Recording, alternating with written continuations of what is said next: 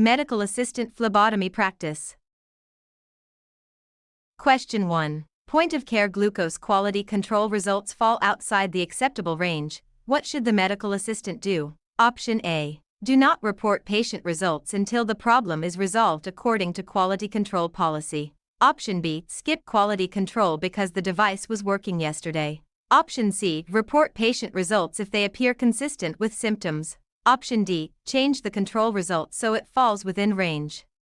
The correct answer is option A. Do not report patient results until the problem is resolved according to quality control policy.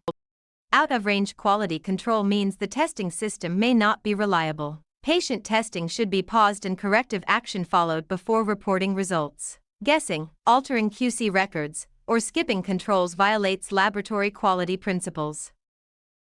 Question 2. In a fire emergency, what does the acronym RACE commonly remind healthcare workers to do? Option A. Remove, apply, clean, and educate. Option B. Run, assemble, call, and exit without closing doors. Option C. Read, assess, code, and enter the fire area. Option D. Rescue, alarm, contain, and extinguish or evacuate. The correct answer is option D. Rescue, alarm, contain, and extinguish or evacuate. RACE is a common healthcare fire response framework that prioritizes rescue and alarm before containment and extinguishing or evacuation. Closing doors and following facility procedures help limit smoke and fire spread. The distractors omit key fire safety steps or describe unrelated tasks. Question 3. Upon reviewing a patient's chart, the medical assistant sees the term bradycardia. What does this term mean? Option A. Inflammation of a vein. Option B. An abnormally fast respiratory rate. Option C. An abnormally slow heart rate. Option D. A normal rhythm with skipped documentation. The correct answer is option C. An abnormally slow heart rate.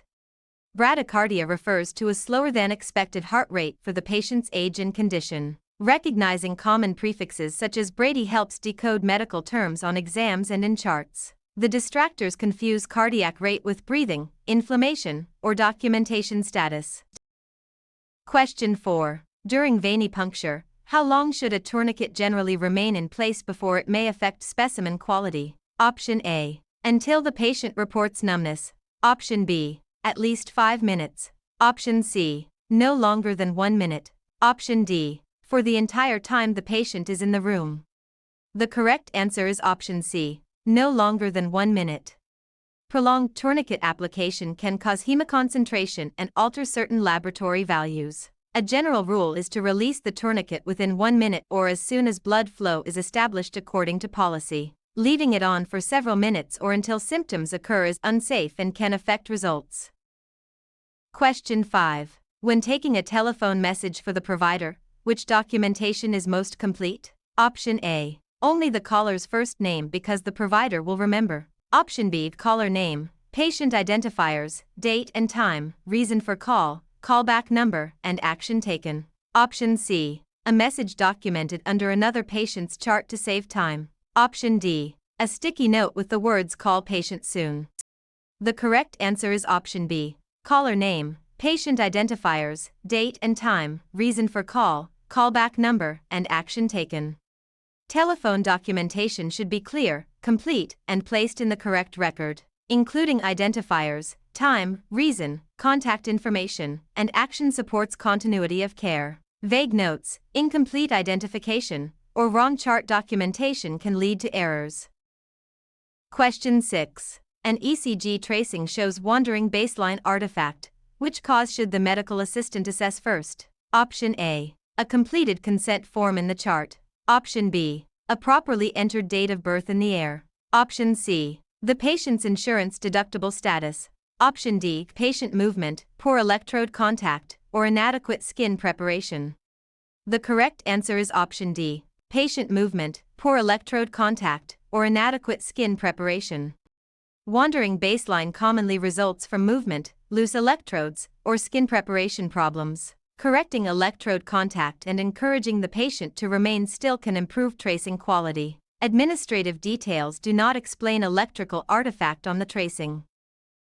Question 7. A competent adult patient refuses a prescribed vaccine after education. What should the medical assistant do? Option A. Record that the vaccine was given to keep the chart complete. Option B. Notify the provider as needed and document the refusal according to policy. Option C. Tell the patient they must leave the practice immediately. Option D. Administer the vaccine while distracting the patient. The correct answer is option B. Notify the provider as needed and document the refusal according to policy. Competent adults have the right to refuse recommended care after receiving appropriate information. The refusal should be communicated and documented according to policy. Administering against consent, falsifying documentation, or reacting punitively is unethical and unsafe. Question 8. Which primary function is associated with the kidneys? Option A. Pumping oxygenated blood to the body. Option B. Exchanging oxygen and carbon dioxide in the alveoli. Option C. Filtering blood and helping regulate fluid and electrolyte balance. Option D. Producing bile for fat digestion. The correct answer is option C. Filtering blood and helping regulate fluid and electrolyte balance. The kidneys remove wastes from the blood and help regulate water, electrolytes, and acid-base balance. These functions explain why urine tests and renal-related conditions are common in medical assisting. The distractors describe functions of the liver or gallbladder, heart, and lungs. Question 9. An older adult becomes dizzy while stepping off the examination table. What should the medical assistant do? Option A. Document normal gait without asking any questions. Option B. Leave the room to find the provider without supporting the patient. Option C. Encourage the patient to keep walking to improve balance. Option D. Assist the patient to a safe seated or lying position and call for help if needed. The correct answer is option D. Assist the patient to a safe seated or lying position and call for help if needed. Dizziness during transfers creates an immediate fall risk. The medical assistant should help the patient to a safe position, stay with the patient, and notify appropriate staff according to protocol. Encouraging ambulation or leaving the patient unsupported can result in injury. Question 10. When opening a sterile package, which action helps maintain the sterile field? Option A. Open the flap farthest from the body first and avoid reaching over the sterile contents. Option B. Reach across the field to open the far flap last. Option C. Place the sterile field below waist level for convenience. Option D. Touch the inside of the wrapper with bare hands to flatten it. The correct answer is option A. Open the flap farthest from the body first and avoid reaching over the sterile contents. Sterile technique requires preventing contamination of sterile contents and avoiding reaching over the field. Opening the far flap first helps keep the hands from crossing the sterile area. Low placement and bare hand contact with sterile surfaces break sterility. Question 11. Which statement best distinguishes an adverse drug reaction from an expected side effect? Option A. An adverse reaction is always the intended therapeutic effect of a drug. Option B. An adverse reaction is an unintended harmful response that may require intervention. Option C. A side effect means the medication label was read incorrectly. Option D. A side effect can occur only when the wrong patient receives a medication. The correct answer is option B. An adverse reaction is an unintended harmful response that may require intervention. Side effects may be known, expected, and sometimes tolerable, while adverse reactions are harmful responses that require evaluation. Medical assistants should report concerning medication responses promptly. The other choices confuse therapeutic effects, medication errors, and labeling with pharmacologic response. Question 12. A referral is most likely needed when which situation occurs? Option A. The patient wants a printed after-visit summary. Option B. A managed care plan requires approval for the patient to see a specialist. Option C. The patient changes an email address in the portal. Option D. The provider asks for a clean examination table. The correct answer is option B. A managed care plan requires approval for the patient to see a specialist. Referrals are commonly required by certain insurance plans before specialty care is covered. The medical assistant may help coordinate paperwork, scheduling, and documentation under office policy. Portal changes, visit summaries, and room turnover are not referral situations. Question 13. Which test is an example of a CLIA-waived point-of-care test commonly performed in ambulatory care? Option A. Rapid urine pregnancy test performed according to manufacturer instructions. Option B. Complex tissue biopsy interpretation. Option C, surgical pathology diagnosis by microscopy. Option D, a manual blood bank cross-matching for transfusion. The correct answer is option A, rapid urine pregnancy test performed according to manufacturer instructions. CLIA wave tests are simple tests with a low risk of erroneous results when performed exactly as directed. Rapid urine pregnancy testing is a common example in medical offices. Complex diagnostic interpretation and blood bank procedures exceed the wave testing level. Question 14. A sharps container in an examination room is filled past the marked fill line. What should the medical assistant do? Option A, stop using the container and follow facility policy for safe replacement. Option B, remove several syringes and place them into a biohazard bag. Option C, continue using the container until the lid can no longer close. Option D, push the contents down to create more space for additional needles.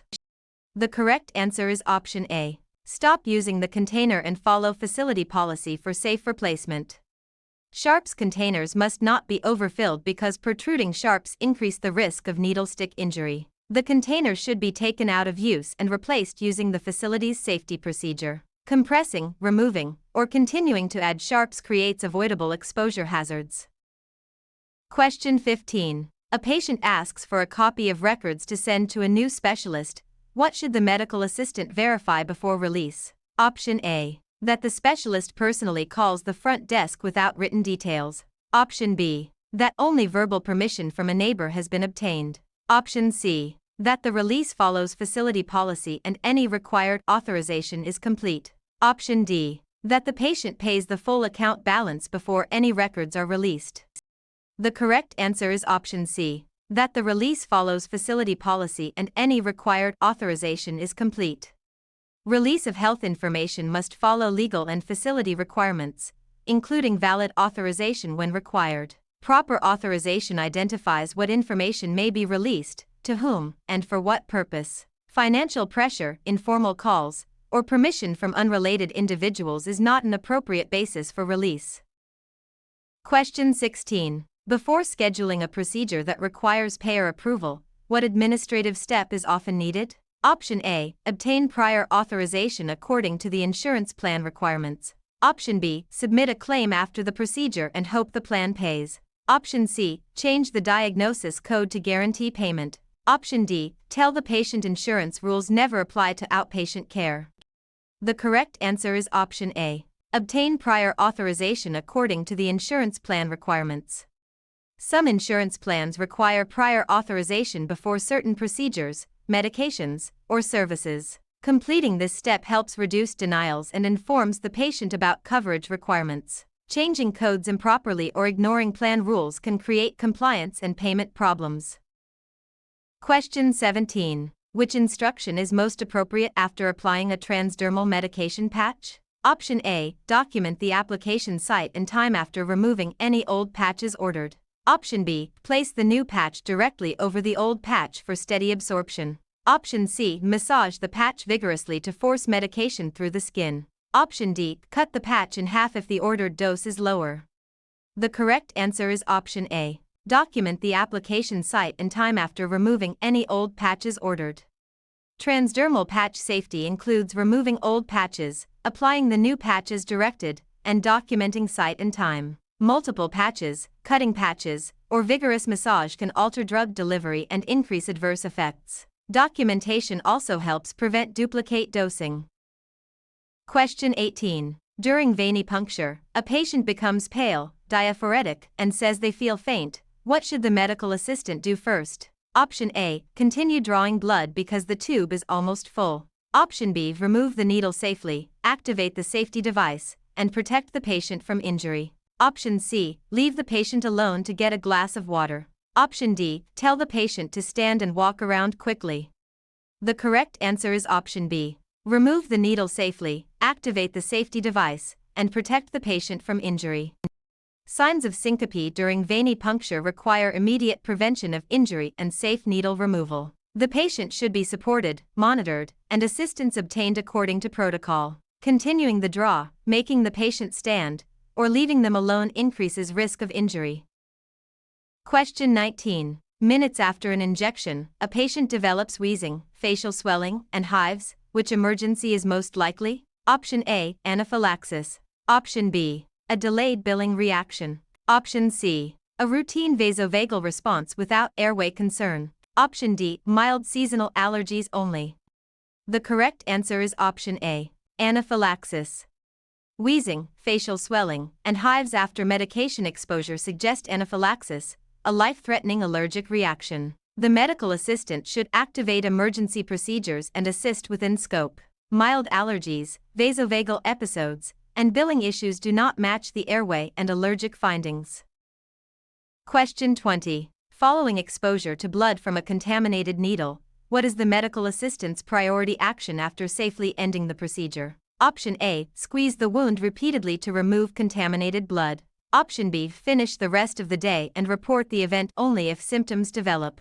Option C, apply a bandage and document the event only in the patient chart. Option D, wash the affected area and report the exposure according to the facility exposure control plan. The correct answer is option D, wash the affected area and report the exposure according to the facility exposure control plan. Blood-borne pathogen exposures require immediate first aid and prompt reporting so post-exposure evaluation can begin without delay. Facility exposure control plans outline reporting, documentation, and follow-up steps. Delayed reporting, chart-only documentation, or manipulating the wound can compromise safety and follow-up care. Question 21. At checkout, a patient's insurance card lists a $25 copayment. What does this usually mean? Option A. The amount is paid only after the annual deductible is audited by the IRS. Option B. The provider must write off every charge automatically. Option C. The patient owes a fixed amount for the covered visit according to the plan. Option D. The patient has no financial responsibility for any service. The correct answer is option C. The patient owes a fixed amount for the covered visit according to the plan. A copayment is a set amount the patient pays for a covered service, often collected at the time of visit. It differs from deductible and coinsurance amounts. The other choices misrepresent patient responsibility and insurance payment rules. Question 22. A patient with diabetes appears shaky, sweaty, and confused while waiting for the provider. Which condition is most consistent with these findings? Option A, otitis media. Option B, hypoglycemia. Option C, hypertension. Option D, constipation. The correct answer is option B, hypoglycemia. Shakiness, diaphoresis, confusion, and weakness are common warning signs of low blood glucose. A medical assistant should recognize the pattern and report it quickly according to facility protocol. The other conditions do not best explain the acute neuroglycopenic and adrenergic symptoms described. Question 23. Prior to administering medication under provider order, which safety practice should the medical assistant perform? Option A, verify the patient, medication, dose, route, time, and documentation requirements. Option B, skip allergy review when the medication was prescribed today. Option C, administer the medication first and document only if a reaction occurs. Option D, ask another patient in the room to confirm the medication name. The correct answer is option A, verify the patient, medication, dose, route, time, and documentation requirements. Medication administration safety depends on verifying the rights of medication administration before the dose is given. Patient identity, drug, dose, route, timing, and documentation must align with the order and policy. Delayed documentation, unreliable identifiers, and skipped allergy checks increase the risk of medication error. Question 24. A claim is denied because the subscriber identification number is invalid. Which action should be taken? Option A, ignore the denial because payers correct all errors automatically. Option B, bill a different patient with a similar name. Option C, verify the insurance information with the patient, correct the claim, and resubmit if appropriate. Option D, change the date of service to make the claim look newer. The correct answer is option C, verify the insurance information with the patient, correct the claim, and resubmit if appropriate. Claim denials related to demographic or insurance errors should be researched and corrected using accurate information. Verification with the patient and payer records helps prevent repeat denials. Altering dates or billing another patient is improper and potentially fraudulent. Question 25. A healthcare provider requests an apical pulse on a patient with an irregular radial pulse. How should the medical assistant obtain it? Option A. Palpate the carotid artery while the patient is standing. Option B. Estimate the pulse rate from the pulse oximeter waveform only. Option C. Listen over the cardiac apex for a full minute with a stethoscope. Option D. Count the radial pulse for 15 seconds and multiply by 4. The correct answer is option C. Listen over the cardiac apex for a full minute with a stethoscope. An irregular pulse requires a full minute assessment to capture rate and rhythm accurately. The apical pulse is auscultated at the cardiac apex rather than estimated from a peripheral pulse or device alone. Short counts and carotid palpation are less appropriate for this clinical need. Question 26. A patient becomes angry about a long wait and raises their voice at the front desk. Which response demonstrates therapeutic communication? Option A. Remain calm, acknowledge the frustration, and offer to check on the delay. Option B. Raise your voice so the patient understands the office is busy. Option C. Ignore the patient until they stop speaking. Option D. Tell the patient they are not allowed to feel upset. The correct answer is option A. Remain calm, acknowledge the frustration, and offer to check on the delay. Therapeutic communication uses calm tone, active listening, and acknowledgement to de-escalate conflict. Offering practical follow-up shows respect without promising something outside control. Arguing, dismissing feelings, or ignoring the patient can escalate the situation. Question 27. A patient requests an appointment reminder by email. What should the medical assistant consider first? Option A. Office policy, patient communication preferences, and privacy safeguards for electronic messages. Option B. Using a personal email account because it is faster. Option C. Sending detailed diagnoses in the subject line for clarity. Option D. Including another patient's appointment time as a comparison. The correct answer is option A. Office policy, patient communication preferences, and privacy safeguards for electronic messages. Electronic reminders must follow office policy and protect patient privacy. Patient preferences and secure communication practices should be documented when required. Personal accounts, detailed diagnoses in subject lines, and other patients' information create privacy risks. Question 28. A provider orders blood cultures and coagulation testing. Which specimen should generally be collected first? Option A. Gray top tube. Option B. Serum separator tube. Option C. Lavender top tube. Option D. Blood culture bottles or tubes. The correct answer is option D. Blood culture bottles or tubes. The order of draw helps prevent additive carryover and specimen contamination. Blood cultures are generally collected first to reduce the risk of microbial contamination. Lavender, gray, and serum tubes come later in the order depending on the test sequence. Question 29. While measuring respirations, which approach is most appropriate for an accurate respiratory rate? Option A. Record the respiratory rate from the previous visit if the patient seems stable. Option B. Count respirations only when the patient is talking. Option C. Observe chest rise and fall discreetly after assessing the pulse. Option D. Tell the patient to breathe faster so the count is easier to measure. The correct answer is option C. Observe chest rise and fall discreetly after assessing the pulse. Patients may alter breathing when they know respirations are being counted, so discrete observation improves accuracy. Counting chest rise and fall after pulse assessment is a common technique. Coaching the patient, counting during speech, or copying old data produces unreliable documentation. Question 30. A provider orders a wound culture from a draining lesion. Which collection principle is most appropriate? Option A. Collect the specimen from the area indicated by the provider using sterile technique before contaminating the site. Option B. Swab only intact skin several inches away from the lesion. Option C. Use a cotton swab that was stored loose in a desk drawer. Option D. Collect the specimen after applying topical antiseptic into the wound unless directed. The correct answer is option A. Collect the specimen from the area indicated by the provider using sterile technique before contaminating the site.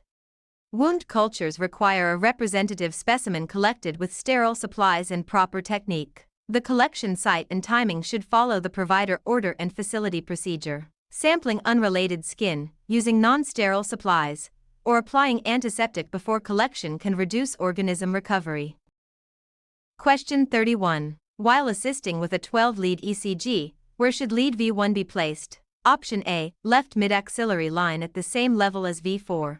Option B, fourth intercostal space at the right sternal border. Option C, fifth intercostal space at the left midclavicular line. Option D, a fourth intercostal space at the left sternal border. The correct answer is option B, fourth intercostal space at the right sternal border. Correct precordial lead placement is essential for accurate ECG interpretation. Lead V1 is placed at the fourth intercostal space on the right sternal border. The other sites correspond to different chest leads or general placement landmarks.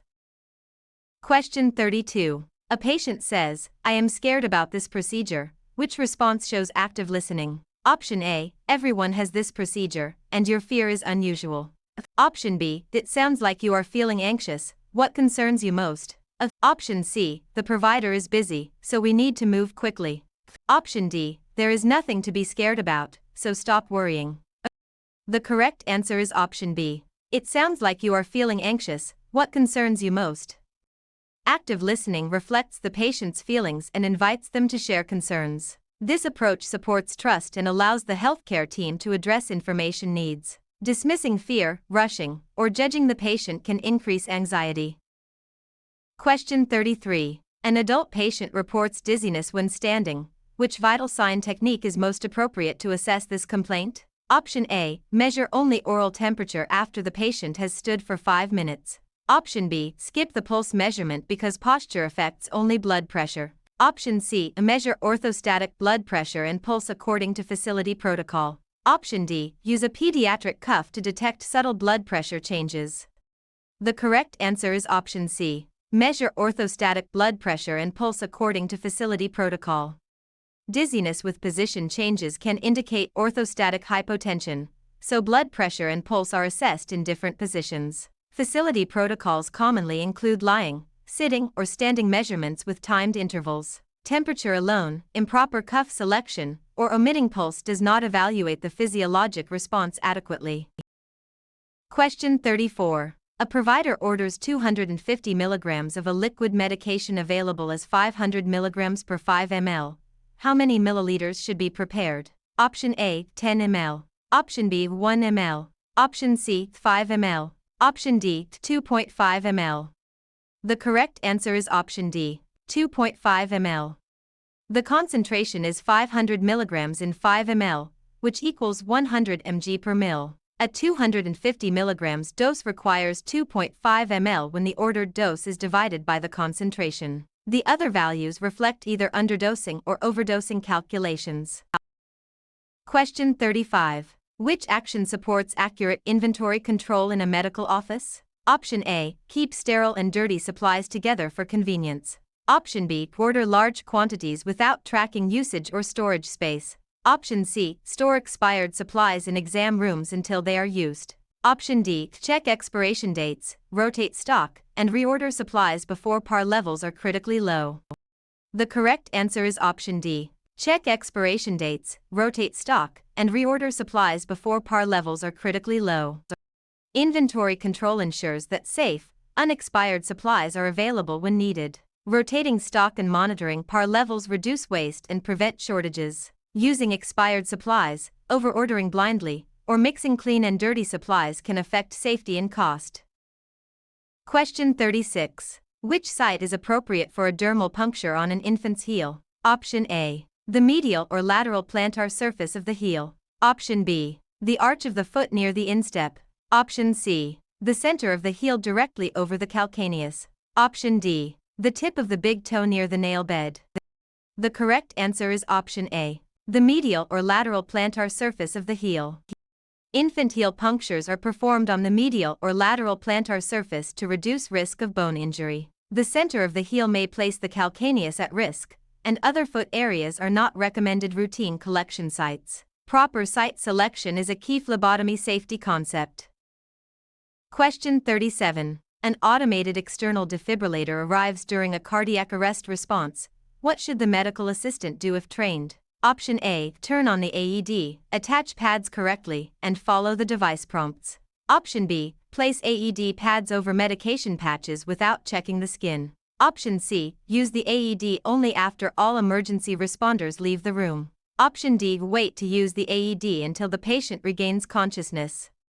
The correct answer is option A. Turn on the AED, attach pads correctly, and follow the device prompts. AEDs are designed to guide trained rescuers through rhythm analysis and shock delivery when indicated. Prompt use with correct pad placement improves the response to sudden cardiac arrest. Waiting unnecessarily or placing pads incorrectly can reduce effectiveness and safety.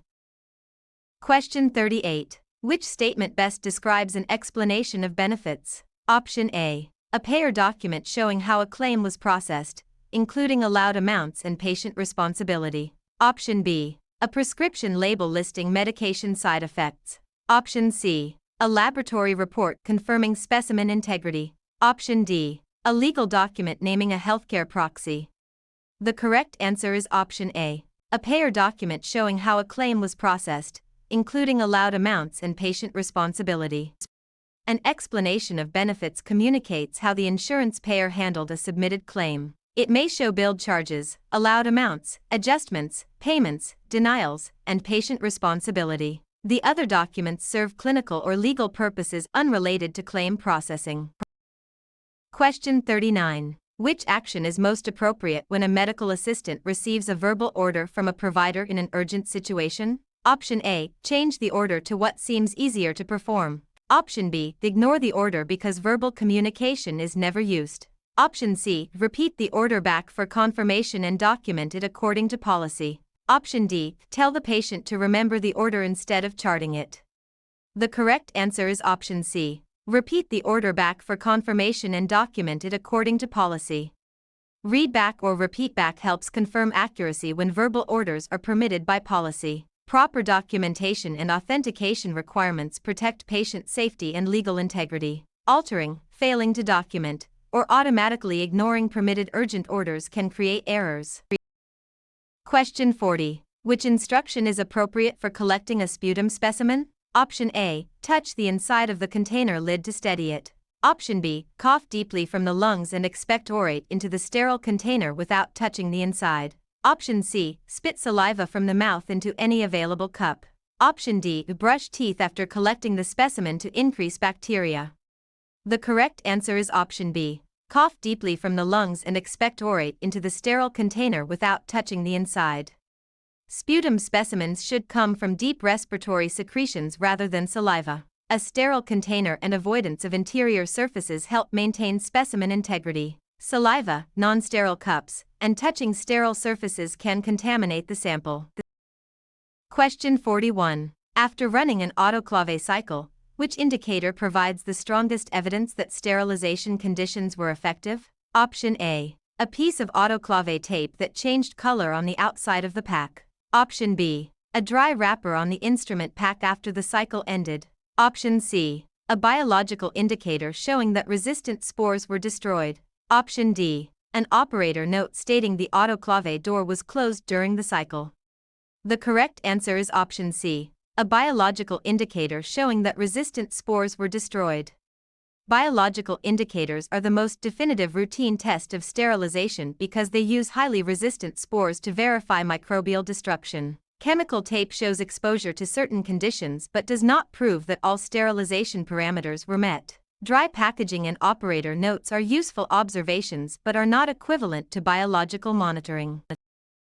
Question 42. When disposing of a used venipuncture needle, which technique best supports OSHA bloodborne pathogen safety? Option A. Activate the safety device and place the needle directly into an approved sharps container. Option B. Break the needle from the syringe before discarding it. Option C. Recap the needle carefully before walking to the disposal area. Option D. Place the needle on the tray until the end of the patient visit. The correct answer is option A. Activate the safety device and place the needle directly into an approved sharps container. Needles should be disposed of immediately in puncture-resistant sharps containers after activating available safety features. Direct disposal reduces handling and minimizes the chance of percutaneous injury. Recapping, delaying disposal, or manipulating the needle increases exposure risk. Question 43. During an extremity examination, which statement correctly uses the term distal? Option A. The wrist is distal to the elbow. Option B. The shoulder is distal to the wrist. Option C. The upper arm is distal to the hand. Option D. The elbow is distal to the fingers. The correct answer is option A. The wrist is distal to the elbow. Distal means farther from the point of attachment or origin of a body part. On the upper limb, the wrist is farther from the trunk than the elbow. The other statements reverse the directional relationship. Question 44. Before giving an ordered injection, the patient states, "I had hives after this medicine last year." What should the medical assistant do? Option A. Give half of the dose to see whether symptoms occur. Option B. Hold the medication and notify the provider for further instructions. Option C. Proceed because hives are not relevant to medication safety. Option D. Document the statement after administering the injection. The correct answer is option B. Hold the medication and notify the provider for further instructions. A history of hives after a medication may indicate an allergic reaction and must be addressed before administration. The safest action is to stop and notify the provider rather than proceeding. Reducing the dose, ignoring the report, or documenting after administration does not protect the patient. Question 45. Which instruction should be included for a patient wearing a Holter monitor? Option A. Ignore symptoms because the monitor records everything automatically. Option B. Remove the monitor each night to prevent skin irritation. Option C. Keep a diary of symptoms and activities while wearing the monitor as directed. Option D. Shower with the monitor unless it begins beeping. The correct answer is option C. Keep a diary of symptoms and activities while wearing the monitor as directed. A Holter monitor records cardiac electrical activity over an extended period, and a diary helps correlate symptoms with rhythm changes. Patients should follow instructions about keeping electrodes attached and avoiding water unless the device is approved for it. Removing the device or failing to document symptoms can reduce diagnostic value. Question 46. A specimen is collected for laboratory testing. When should the medical assistant label the specimen container? Option A. Before the patient arrives, using the room number as the identifier. Option B. At the end of the day when all specimens are batched together. Option C. Immediately after collection in the presence of the patient using two identifiers. Option D. After results return from the laboratory. The correct answer is option C. Immediately after collection in the presence of the patient using two identifiers. Specimen labeling must occur immediately after collection and in the presence of the patient to prevent identification errors. Two approved identifiers should match the order and specimen label. Pre-labeling by room number, batching later, or labeling after testing creates unacceptable risk of misidentification. Question 47. Before obtaining a manual blood pressure, which positioning step promotes the most accurate reading? Option A. Support the patient's arm at heart level with feet flat on the floor. Option B. Place the cuff over the antecubital space and inflate immediately. Option C. Have the patient cross the legs to stabilize the body. Option D. Ask the patient to hold the arm in the air during the reading. The correct answer is option A. Support the patient's arm at heart level with feet flat on the floor. Blood pressure technique requires proper posture, arm support, and cuff placement to reduce measurement error. Supporting the arm at heart level helps avoid falsely high or low readings. Unsupported arms, crossed legs, and incorrect cuff placement can distort the measurement. Question 48. Which information is part of a complete social history during patient intake? Option A. A coworker's guess about the patient's habits. Option B. Tobacco use, alcohol use, occupation, exercise, and relevant living situation. Option C. The provider's personal opinion of the patient. Option D. Only the patient's current insurance deductible. The correct answer is option B. Tobacco use, alcohol use, occupation, exercise, and relevant living situation. Social history documents lifestyle and environmental factors that can affect health. Tobacco, alcohol, occupation, activity, and living situation may influence screening, counseling, and care planning. Insurance information and unsupported opinions are not substitutes for patient-reported social history. Question 49. The term tachypnea in a patient note refers to which finding? Option A. Low blood pressure. Option B. Slow pulse. Option C. Rapid breathing. Option D. Painful urination. The correct answer is option C. Rapid breathing. Tachypnea combines tachy, meaning fast, with pnea, meaning breathing. Medical assistants should connect word parts to physiologic findings when reading documentation. The incorrect choices represent different systems or different prefixes and suffixes. Question 50. Which practice best protects an electronic health record from unauthorized access? Option A. Write passwords on a note attached to the monitor. Option B. Share one team password so everyone can work faster. Option C. Keep the chart open all day in a public hallway. Option D. Use individual login credentials and lock the workstation when leaving it unattended. The correct answer is option D. Use individual login credentials and lock the workstation when leaving it unattended. Air access must be traceable to individual users and protected from unauthorized viewing. Locking workstations and safeguarding passwords support HIPAA compliance and audit integrity. Shared credentials, open screens, and visible passwords defeat access controls. Question 51. Which patient should generally receive the earliest available urgent appointment or emergency direction based on office protocol? Option A. A patient asking for routine vaccine records. Option B. A patient requesting an annual wellness visit next month. Option C. A patient calling to update a mailing address.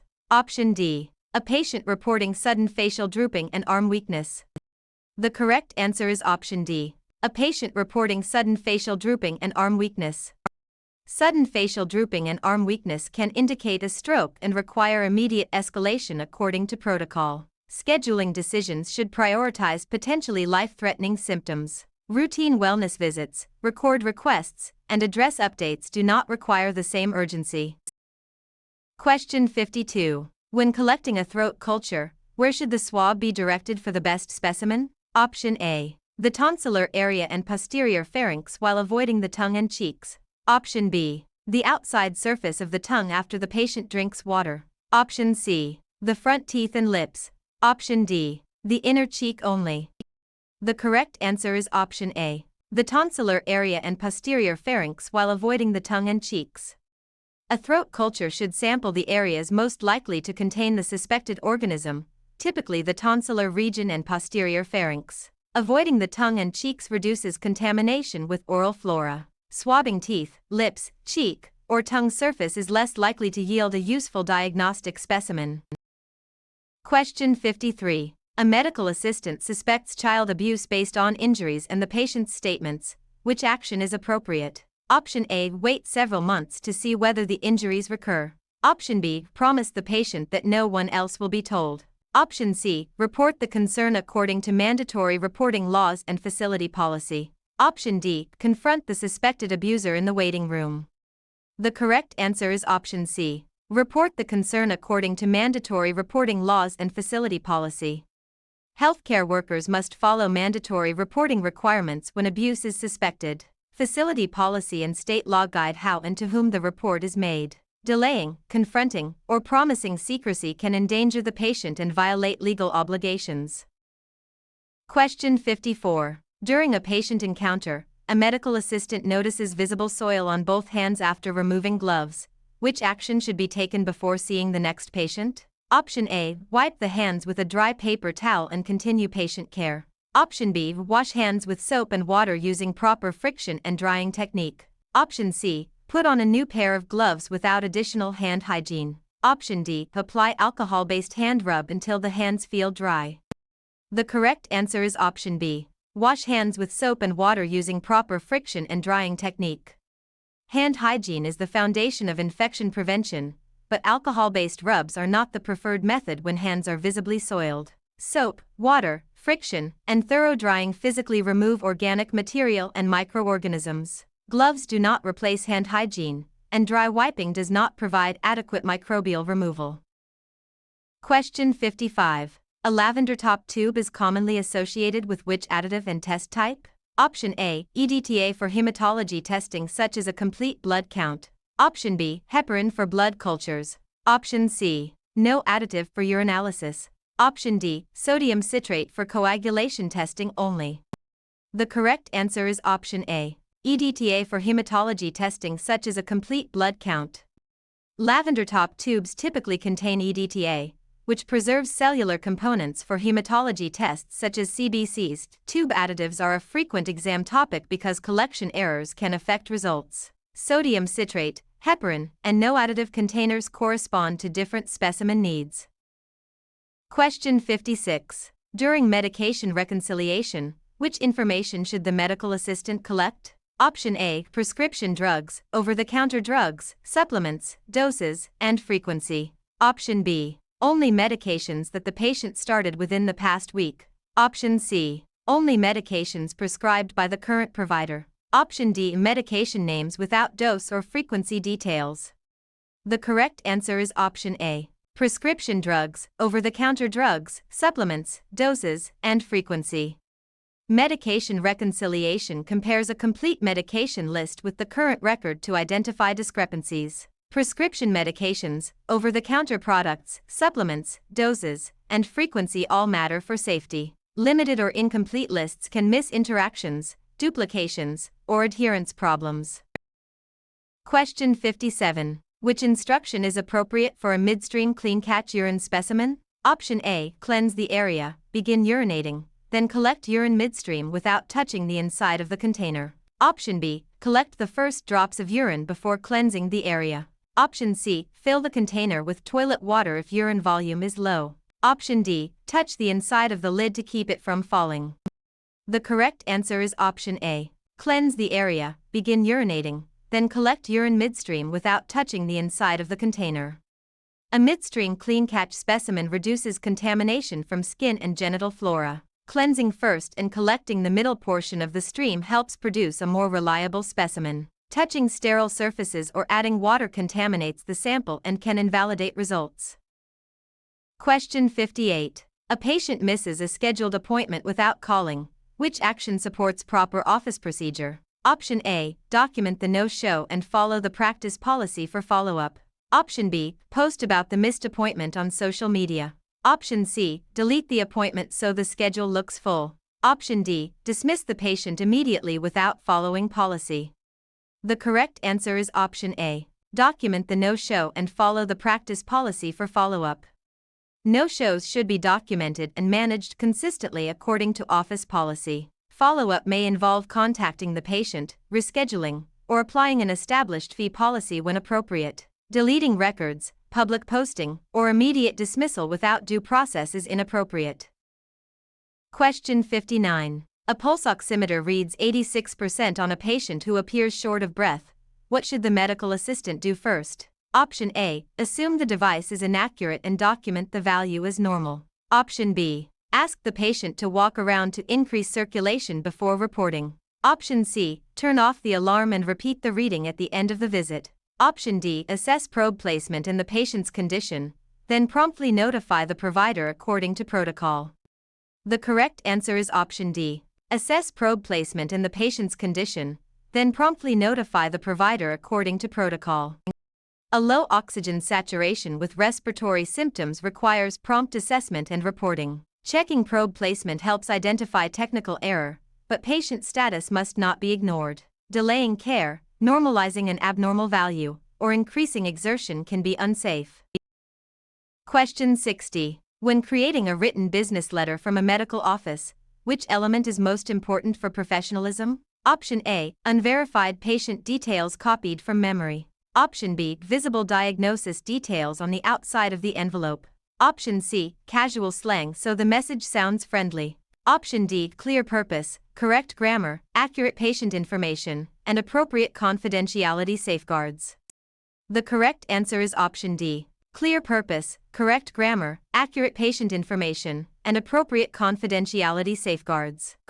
Professional written communication should be accurate, clear, and privacy conscious. Grammar and formatting affect credibility, while patient identifiers and health information must be handled carefully. Slang, unverified details, or exposed confidential information undermines professionalism and privacy.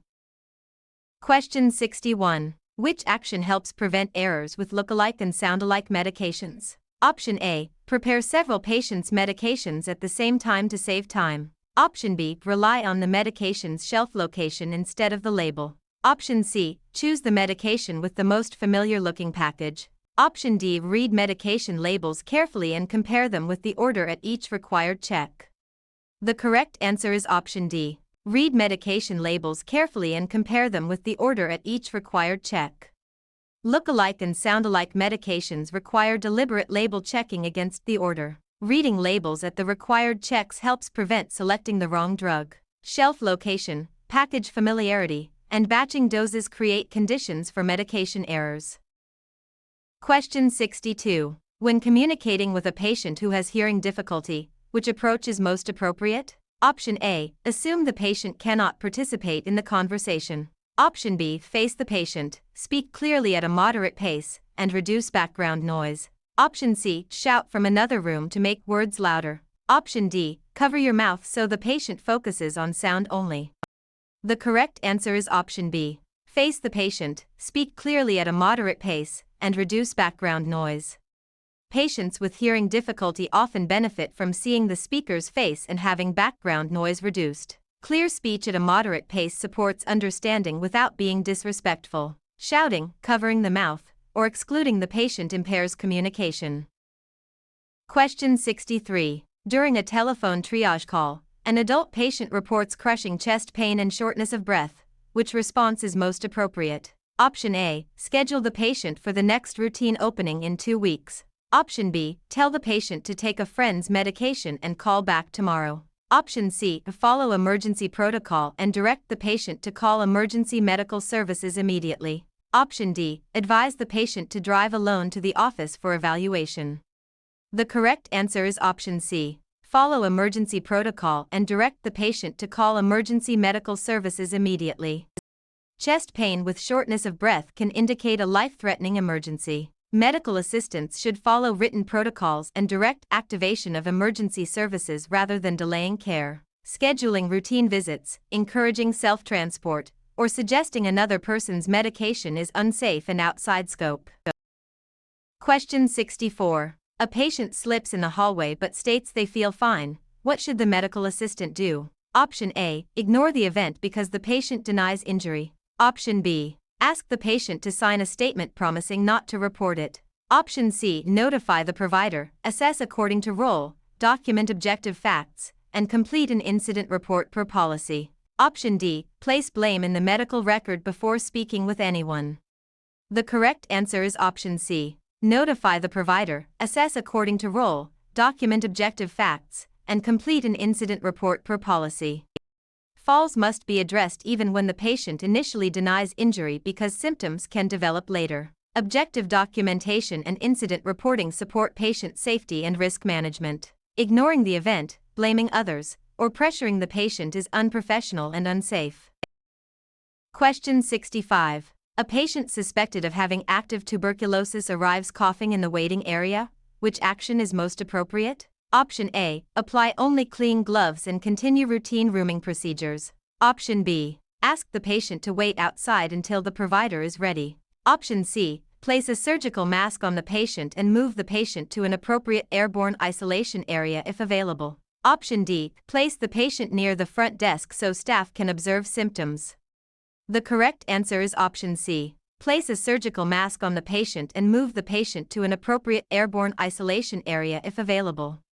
Suspected airborne infections require prompt source control and separation from other patients. A surgical mask on the patient helps reduce droplet nuclei generation, and airborne isolation or facility protocol should follow. Routine rooming, waiting area observation, or placing the patient outside without proper process does not adequately protect patients and staff. Question 66. Which action can contribute to hemolysis of a blood specimen? Option A. Gently inverting an additive tube as recommended. Option B. Using the correct needle size for the vein. Option C. Vigorously shaking the tube after collection. Option D. Allowing the antiseptic to dry before needle insertion. The correct answer is option C. Vigorously shaking the tube after collection. Hemolysis occurs when red blood cells rupture, and vigorous shaking can damage cells. Additive tubes should be gently inverted the recommended number of times rather than shaken. Allowing antiseptic to dry and choosing an appropriate needle size supports specimen quality. Question 67. Which organ produces insulin to help regulate blood glucose levels? Option A, appendix. Option B, gallbladder. Option C, spleen. Option D, pancreas. The correct answer is option D, pancreas. The pancreas contains endocrine cells that produce insulin, a hormone essential for glucose regulation. This concept is frequently tested because diabetes care is common in ambulatory settings. The spleen, gallbladder, and appendix do not have insulin production as their primary function. Question 68. Which medication instruction should be rewritten to avoid a dangerous abbreviation? Option A. Take 1 tablet with water. Option B. Take 1 tablet daily. Option C. Take 1 tablet by mouth. Option D. Take 1 tablet QD. The correct answer is option D. Take 1 tablet QD. Certain abbreviations can be misread and should be avoided in healthcare documentation. The abbreviation QD can be mistaken for other dosing instructions, so daily should be written out. Clear written instructions reduce medication errors, while the other phrases are understandable. Question 69. When handling controlled substances in the medical office, which practice is expected? Option A. Record only the doses that were wasted, not those administered. Option B. Store controlled medications in an unlocked cabinet for quick access. Option C. Maintain secure storage and accurate inventory records according to policy. Option D. Allow staff to share login credentials for medication tracking.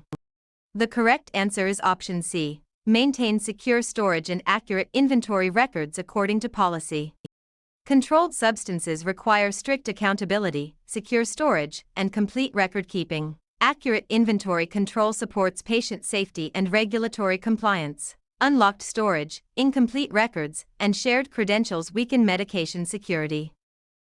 Question 70. When preparing a patient for an examination, which action promotes both safety and dignity? Option A. Assume the patient knows what to remove without instructions. Option B. Leave the door open so staff can enter quickly. Option C. Explain what clothing to remove, provide a drape, and leave the room while the patient changes if appropriate. Option D. Ask the patient to undress in the waiting area to save time. The correct answer is option C. Explain what clothing to remove, provide a drape, and leave the room while the patient changes if appropriate. Clear instructions, privacy, and draping help patients feel respected and prepared for examination. These steps also reduce confusion and support efficient clinical workflow. Open doors, unclear directions, or exposing the patient publicly violates dignity and privacy. Question 71. Which finding is most consistent with shock and should be reported immediately? Option A. Steady gait and normal skin color after resting. Option B. A healed scar from surgery years ago. Option C. Cool clammy skin, rapid weak pulse, and confusion. Option D. Mild hunger before a scheduled lunch break. The correct answer is option C. Cool clammy skin, rapid weak pulse, and confusion.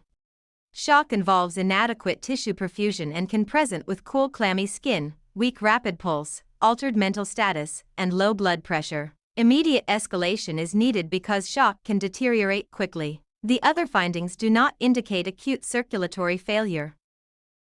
Question 72. After selecting a blood pressure cuff for an adult patient, which finding indicates the cuff size is appropriate? Option A. The cuff bladder covers only a small portion of the upper arm. Option B. The bladder encircles most of the upper arm and the cuff fits snugly at heart level. Option C. The cuff is placed over thick clothing to improve patient comfort.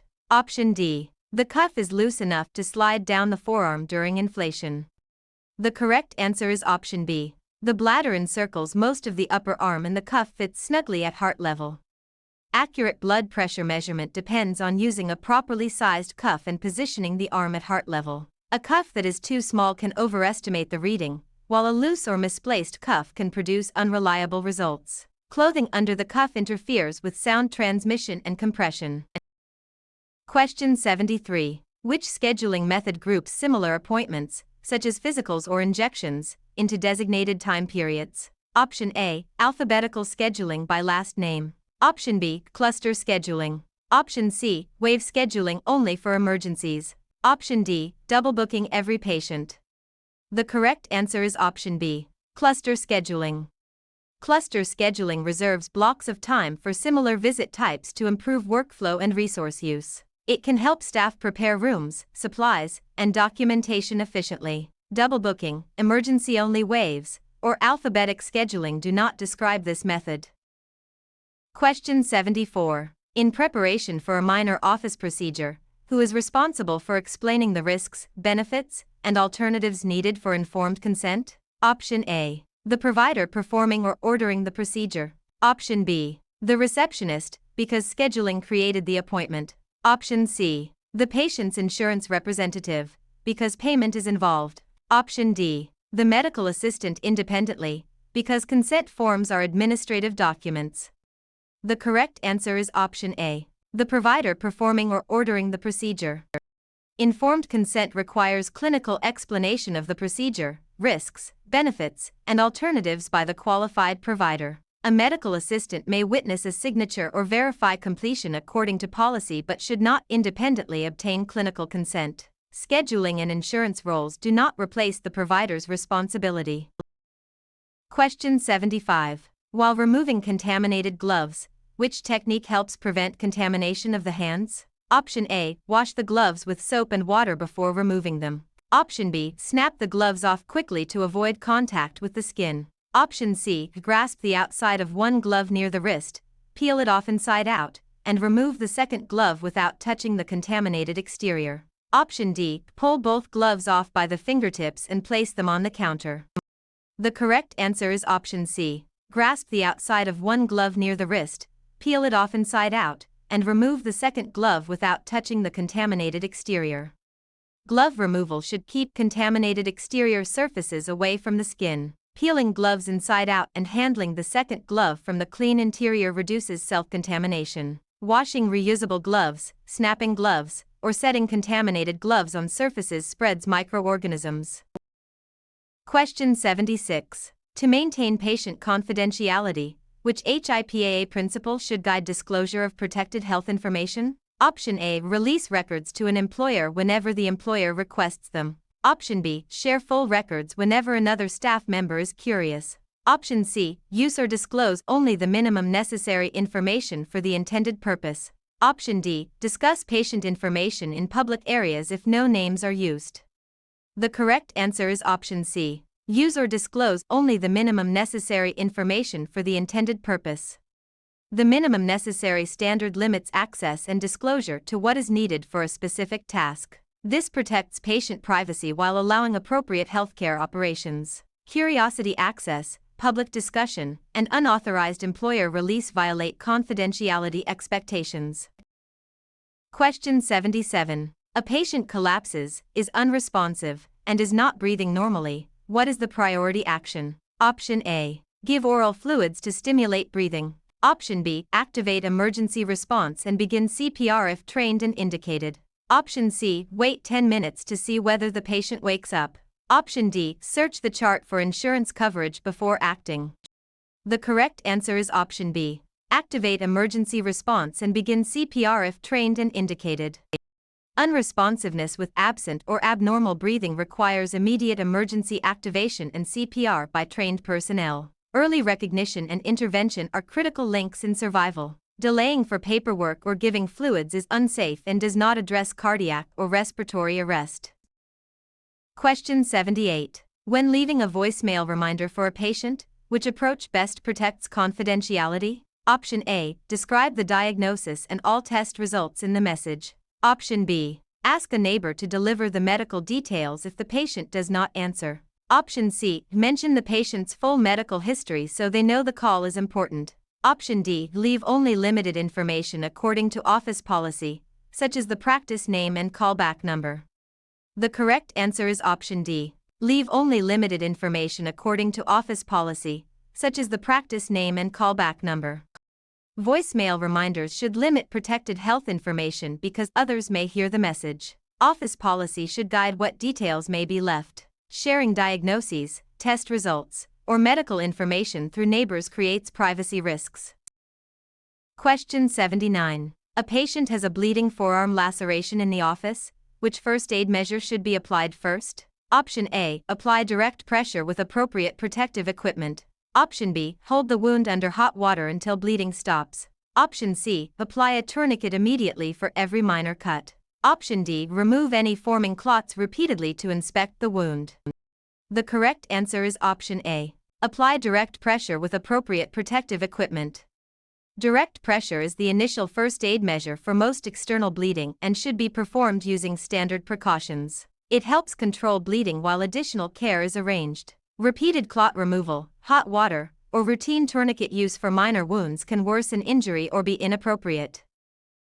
Question 80. A patient with limited English proficiency arrives with a minor child who offers to interpret. What is the best action? Option A. Skip the history because communication will take too long. Option B. Arrange for a qualified medical interpreter according to facility policy. Option C. Speak louder in English until the patient nods. Option D. Use the child for all interpretation because it is convenient. The correct answer is option B. Arrange for a qualified medical interpreter according to facility policy. Qualified medical interpreters improve accuracy, privacy, and informed communication. Minor children should not be used routinely for medical interpretation because of accuracy and ethical concerns. Skipping communication or speaking louder does not overcome language barriers. Question 81. When registering a new patient, which information is most important to verify before the visit begins? Option A. The provider's lunch schedule and the patient's parking location.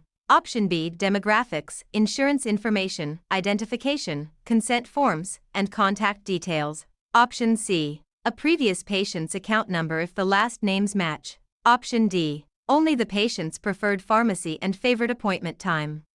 The correct answer is option B. Demographics, insurance information, identification, consent forms, and contact details. Accurate registration supports patient identification, billing, communication, and consent. Demographic and insurance errors can lead to safety issues, claim denials, or privacy problems. Using unrelated account information or focusing on non-essential details does not meet registration needs.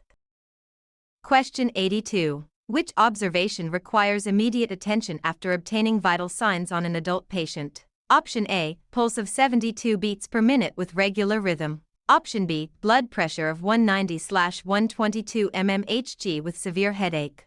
Option C. Oral temperature of 98.6 degrees Fahrenheit after resting. Option D. Respiratory rate of 16 breaths per minute without distress. The correct answer is option B. Blood pressure of 190/122 mmHg with severe headache. Severely elevated blood pressure with symptoms may signal a hypertensive emergency and requires prompt provider notification. Normal temperature, respiratory rate, and pulse findings do not carry the same urgent risk. Medical assistants should report abnormal findings and follow emergency protocols rather than independently diagnosing or treating.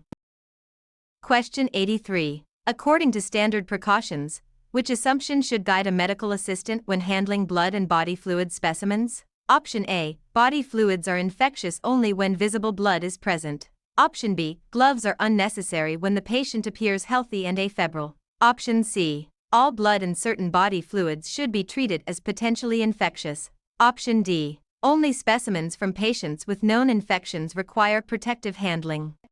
The correct answer is option C. All blood and certain body fluids should be treated as potentially infectious.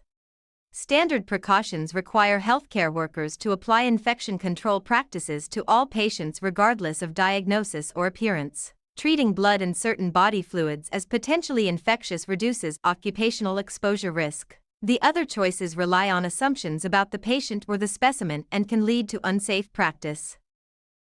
Question 84. Before performing a resting 12-lead ECG, which preparation is most appropriate? Option A. Have the patient hold a cell phone during the tracing to stay relaxed. Option B. Explain the procedure, provide privacy, prepare the skin, and position the patient supine if tolerated.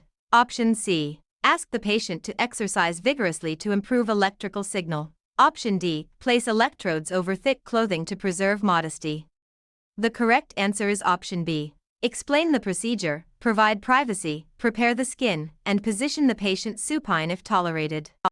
Resting ECG quality depends on patient understanding, privacy, proper skin contact, and minimal movement. Supine positioning is standard when tolerated, with modifications made according to patient condition. Exercise, clothing under electrodes, and electronic distractions can interfere with the tracing.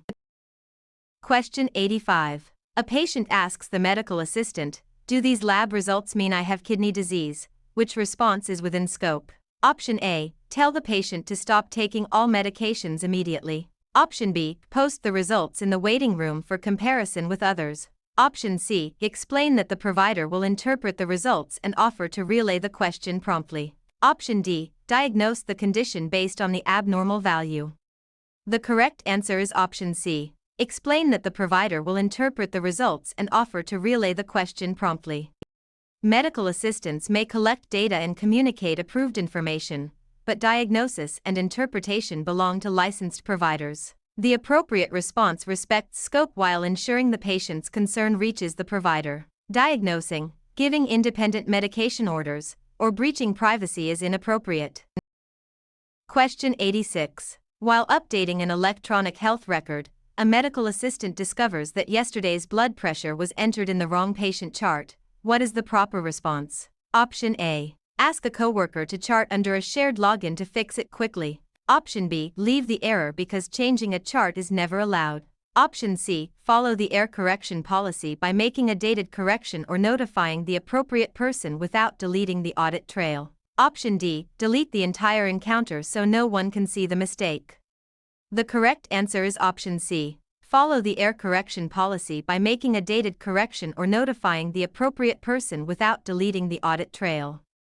Medical records must be corrected using approved procedures that preserve integrity and auditability. A dated correction or escalation ensures the record remains accurate without hiding the original entry. Deleting records, leaving known errors, or using shared credentials creates legal and safety problems. Question 87. A patient sends the medical assistant a personal social media friend request. Which response is most professional? Option A. Post a photo from the clinic to show appreciation for the patient. Option B. Accept the request and discuss the patient's treatment publicly. Option C. Maintain professional boundaries and follow the organization's social media policy. Option D. Share appointment details through personal direct messages. The correct answer is option C. Maintain professional boundaries and follow the organization's social media policy. Professional boundaries protect patient privacy and the integrity of the healthcare relationship. Social media interactions with patients should follow organizational policy and confidentiality rules. Public discussion, clinic photos, and personal messaging can violate privacy and professionalism. Question 88. After explaining home blood pressure monitoring, which technique best confirms patient understanding? Option A. Ask the patient to demonstrate or describe the steps in their own words. Option B. Document understanding without speaking to the patient. Option C. Ask, "Do you understand?" and assume a nod means mastery. Option D. Give only written instructions and end the visit immediately. The correct answer is option A. Ask the patient to demonstrate or describe the steps in their own words. Teachback asks patients to restate or demonstrate instructions, allowing the healthcare team to identify misunderstandings. It is more reliable than yes or no questions. Written materials are helpful but should not replace confirming comprehension when education is provided. Question 89. Which statement about ownership and access to medical records is most accurate? Option A. Medical records are public documents available to anyone who asks. Option B. Only the insurance company may view the record after a claim is filed. Option C. The facility generally owns the physical or electronic record, while patients have rights to access their health information. Option D. Patients own the original chart and may remove it from the office at any time. The correct answer is option C. The facility generally owns the physical or electronic record, while patients have rights to access their health information. Healthcare organizations generally maintain ownership and custody of the record system, but patients have important access rights. Medical assistants should follow policy for record requests and privacy protections. Treating records as public or removable property violates confidentiality and record control standards. Question 90. A patient develops crushing chest pain while a medical assistant is attaching ECG electrodes. What should happen next? Option A. Cancel the appointment and ask the patient to drive home. Option B. Stop and immediately notify the provider or activate emergency protocol. Option C. Finish the ECG before telling anyone because tracing quality is important. Option D. Tell the patient the pain is probably anxiety and continue setup. The correct answer is option B. Stop and immediately notify the provider or activate emergency protocol. New or worsening crushing chest pain may represent a cardiac emergency and requires immediate escalation. The medical assistant should follow emergency procedures rather than delaying for routine workflow. Reassurance without assessment or sending the patient away is unsafe. Question 91. A patient scheduled for a minor procedure asks why a timeout is performed. What is the best explanation? Option A. It is performed only when the patient is unconscious. Option B. It verifies the correct patient, procedure, site, and other key safety details before starting. Option C. It allows staff to take a break during the procedure. Option D. It replaces the need to identify the patient earlier in the visit. The correct answer is option B. It verifies the correct patient, procedure, site, and other key safety details before starting. A procedural timeout is a safety pause designed to prevent wrong patient, wrong procedure, or wrong site errors. It confirms critical details with the team before the procedure begins. It is not a staff break, a substitute for earlier identification, or limited only to unconscious patients. Question 92. When documenting a patient's pain assessment, which entry is most complete? Option A. Pain is noted but the location is not important. Option B. Patient reports sharp lower abdominal pain rated 7 out of 10 that began this morning. Option C. Patient seems uncomfortable and probably has severe pain. Option D. Patient pain appears unchanged from last visit. The correct answer is option B. Patient reports sharp lower abdominal pain rated 7 out of 10 that began this morning. Pain documentation should include subjective patient report, location, quality, severity, and onset when available. A numeric rating scale supports consistent communication among healthcare team members. Guessing severity, omitting key descriptors, or relying on appearance alone weakens clinical documentation. Question 93. A chemical disinfectant spills in the clinical area. Where should the medical assistant look for handling and cleanup guidance? Option A. A coworker's guess based on the chemical smell. Option B. A patient education brochure about nutrition. Option C. The appointment schedule from the previous day. Option D. The safety data sheet for that chemical and the facility spill policy. The correct answer is option D. The safety data sheet for that chemical and the facility spill policy. Safety data sheets provide information about hazards, protective equipment, first aid, storage, and spill response for chemicals. Facility spill policy adds local procedures and reporting steps. Guessing or using unrelated materials can lead to unsafe exposure. Question 94. A patient brings an advance directive to the office. What is the purpose of this document? Option A. To replace all consent forms for every future procedure. Option B. To guarantee that insurance will pay every claim. Option C. To authorize the medical assistant to prescribe medication. Option D. To communicate the patient's wishes for healthcare decisions if the patient cannot speak for themselves. The correct answer is option D. To communicate the patient's wishes for healthcare decisions if the patient cannot speak for themselves. Advance directives document patient preferences or decision makers for future healthcare situations when capacity is impaired. They support patient autonomy and guide the healthcare team. They do not determine insurance payment, expand medical assistant scope, or eliminate procedure-specific consent requirements. Question 95. The suffix itis in the term dermatitis indicates which meaning? Option A. Hardening. Option B. Inflammation. Option C. Removal. Option D. Deficiency. The correct answer is option B. Inflammation. The suffix itis means inflammation, so dermatitis refers to inflammation of the skin. Word part recognition helps candidates decode unfamiliar medical terms. The other meanings correspond to different suffixes and should not be applied to this term. Question 96. Before assisting with a pelvic examination, which patient position is commonly used? Option A. Prone position with arms overhead. Option B. Lithotomy position. Option C. Sims position for every pelvic examination. Option D. Trendelenburg position only. The correct answer is option B. Lithotomy position. The lithotomy position provides access for many pelvic examinations and related procedures. Proper draping and explanation help maintain privacy and comfort. Trendelenburg, prone, and Sims positions serve different purposes and are not the standard choice for most pelvic examinations. Question 97. A sterile instrument touches the unclean edge of the Mayo stand cover. How should it be handled? Option A. Use the instrument quickly before contamination spreads. Option B. Place the instrument back into the sterile pack with the others. Option C. Consider the instrument contaminated and replace it with a sterile one. Option D. Wipe the instrument with a dry gauze pad and continue. The correct answer is option C. Consider the instrument contaminated and replace it with a sterile one. Sterile items that contact non-sterile surfaces must be considered contaminated. Replacing the instrument protects the patient from infection risk. Wiping, rushing to use it, or returning it to the sterile pack can contaminate the field further. Question 98. For a 24-hour urine collection, which patient instruction is correct? Option A. Mix the urine with tap water to preserve the specimen. Option B. Collect only the first morning urine on the second day. Option C. Discard the first void, then collect all urine for the next 24 hours as instructed. Option D. Stop the collection after the container is half full. The correct answer is option C. Discard the first void, then collect all urine for the next 24 hours as instructed.